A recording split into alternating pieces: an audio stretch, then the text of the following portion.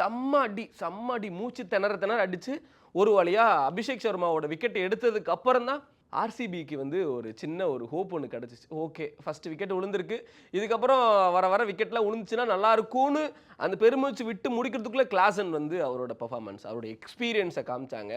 கிளாசனும் Travis ஹெட்டும் கொடுத்த partnership அது ஸ்டேடியத்தில் இருக்கிற எல்லாரையுமே வாயடைக்க வச்சிருச்சு. அது ஆர்சிபி பெங்களூர் ஃபேன்ஸ் எல்லாம் ஒரு லெவலுக்கு மேலே ஓகே இந்த மேட்ச் முடிஞ்சு என்ன ஆனாலும் பரவாயில்ல, இந்த மேட்சை வந்து நம்ம டீம் பெங்களூர் வின் பண்ணாதுங்கிற லெவலுக்கு அவங்க யோசிச்சிருப்பாங்கன்னு நினைக்கிறேன். அந்த அளவுக்கு அடி, பேயடி. அதான் சொல்கிறேன்ல, இது வரைக்கும் 17 வருஷம் ஆச்சா இந்த ஐபிஎல் ஸ்டார்ட் ஆகி. இந்த 17 வருஷத்தில் இப்படி ஒரு மேட்சை யாருமே பார்த்துருக்க மாட்டாங்க, யோசிச்சு கூட பார்த்துருக்க மாட்டாங்க. இப்படி இல்லாமல் விளாடுவாங்க அப்படின்னு சொல்லிட்டு யோசிச்சு கூட பார்த்துருக்க மாட்டாங்க. அந்த அளவுக்கு ஒரு பயங்கரமான ஒரு பெர்ஃபார்மன்ஸை வந்து நம்ம என்டர்டெயின்மெண்ட்டை வந்து நம்ம ஹைதராபாத் டீம் வந்து கொடுத்துருக்குறாங்க.